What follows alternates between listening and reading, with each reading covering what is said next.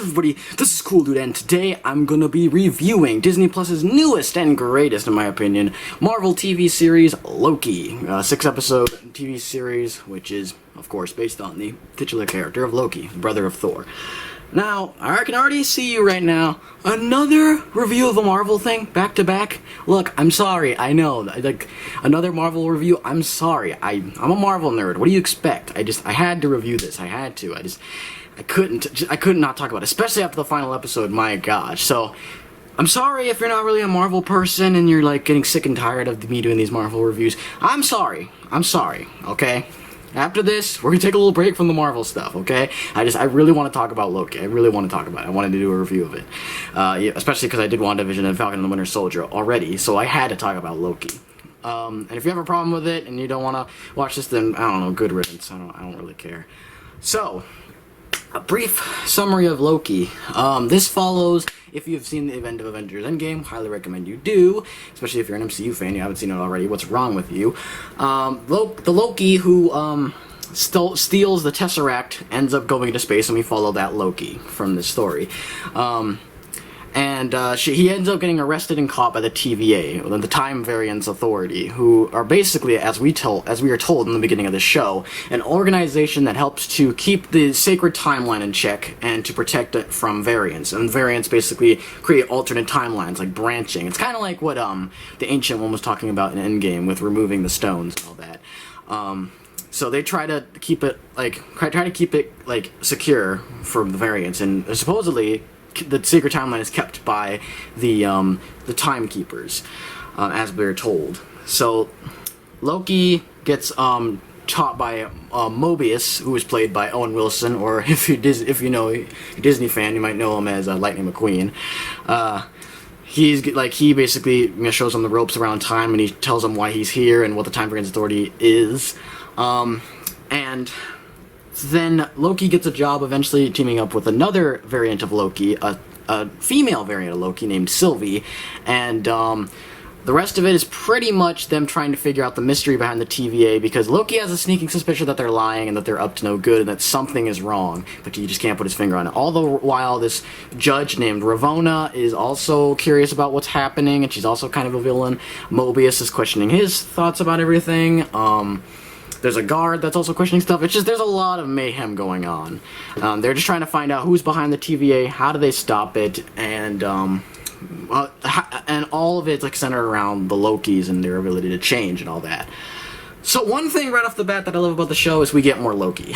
It seems kind of an obvious one, but I wanted more Loki, especially after Infinity War killed him off, honestly pretty unceremoniously, but I get it, it's to set the tone for Infinity War, and I didn't have too much of a problem with it like everyone else did, but it still kind of sucked that we didn't see more of him. But Loki, yeah, we definitely see a lot more of good old Tom Hiddleston, and he does great, he does amazing in this one. I think this is the best he's ever been as Loki, and part of that is because reason number 2, we dive deeper into Loki's character. A lot of this, though, the show's themes, at least in my eyes, are change and trust.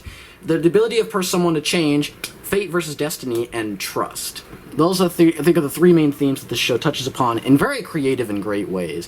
And Loki particularly struggles with change. The fact that he is, always has been the god of mischief that always fails in his plans, and the fact that change is possible to him is, that's a really interesting thing for him to think about. And the show, it highlights that over and over and over again.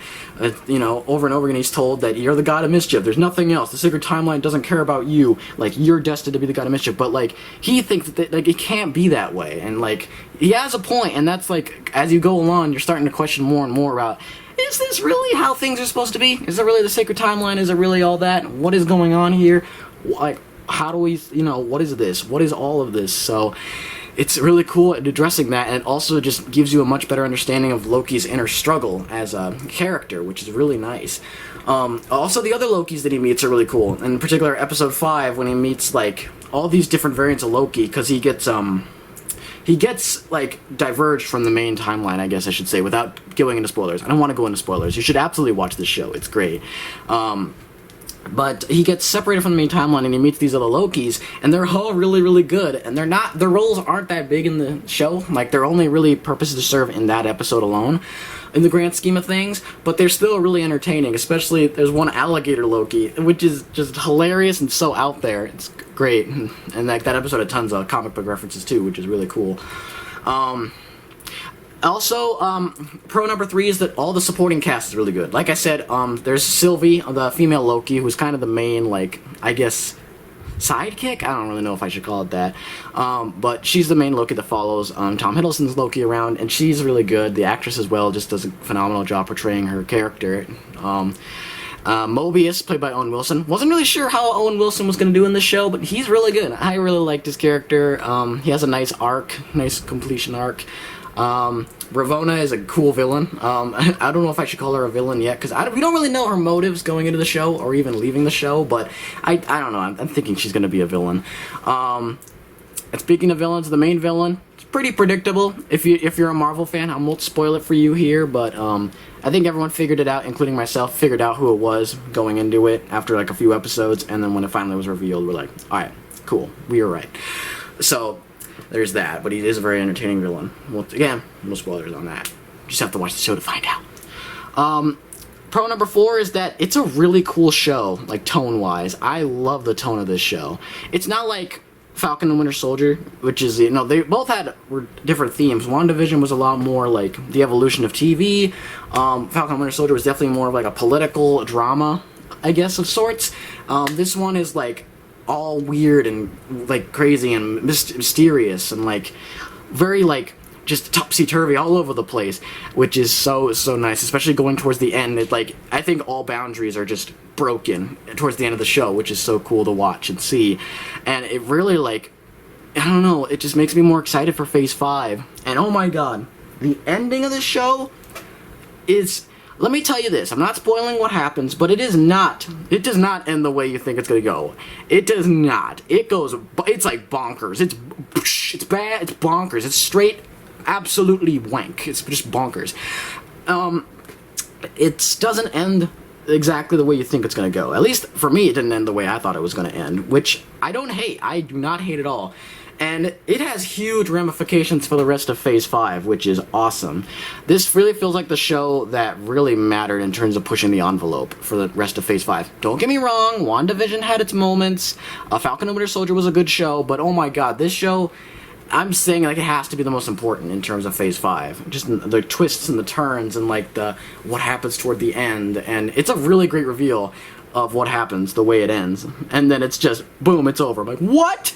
And I'm just it's so good. And again, the themes in the show are very, very well built up, and especially like towards the end.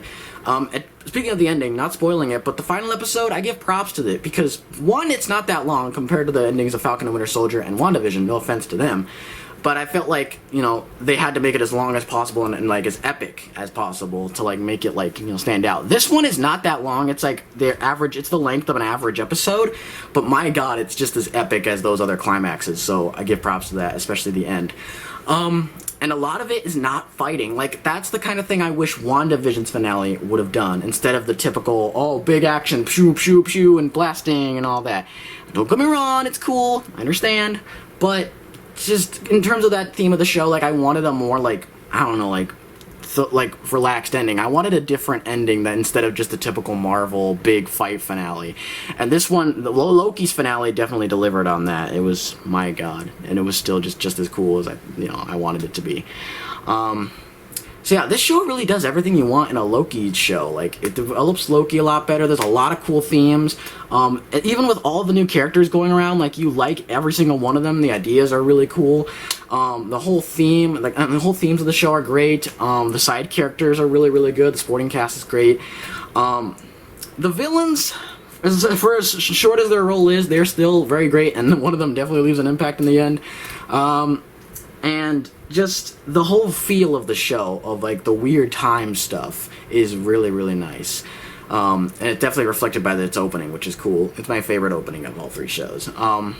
But with that in mind, let's go over the very, very few cons that this show does have, because there are a few that I think need to be addressed here, so let's get to them. Con number 1 is that kind of like, you know, WandaVision and Falcon and Winter Soldier, it does leave a lot of loose ends.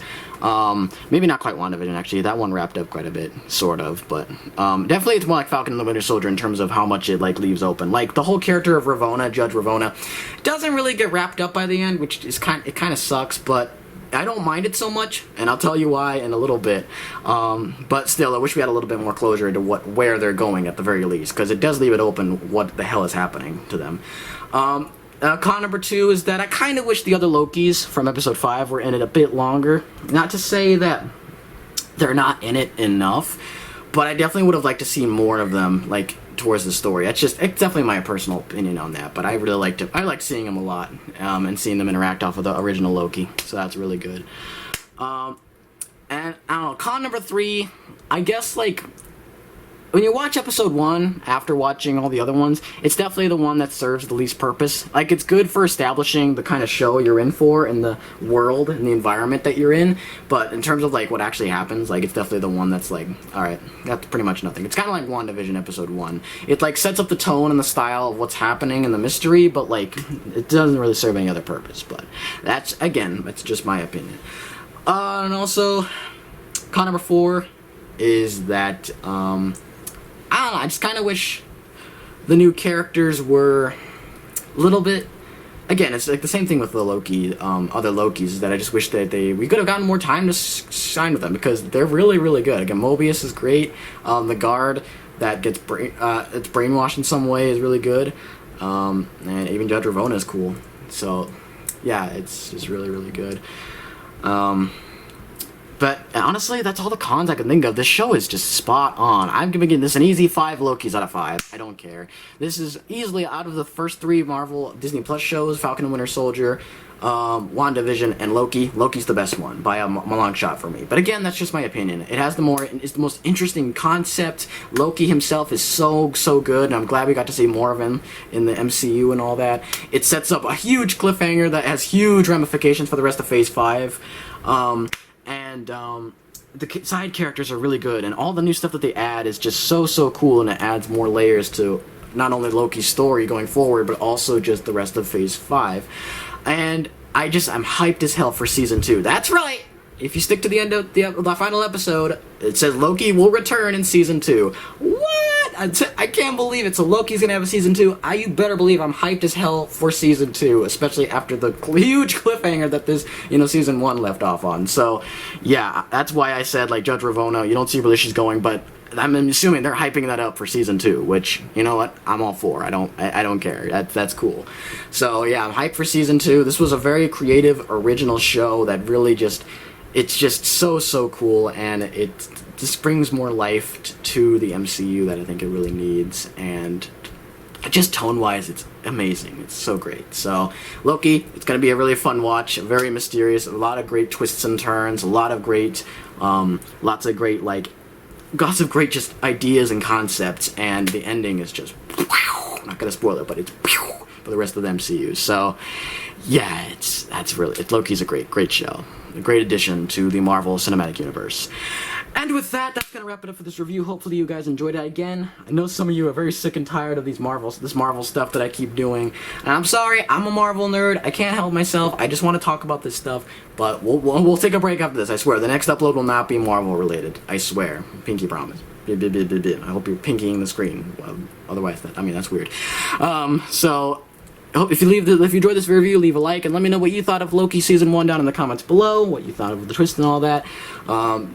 Again, without spoiling stuff. If you do leave spoilers, then I apologize for all you who don't want spoilers. But anyway, and if you don't care about Loki, and you just want to leave me a comment, just go ahead and leave it. I'm happy to see what you have to say.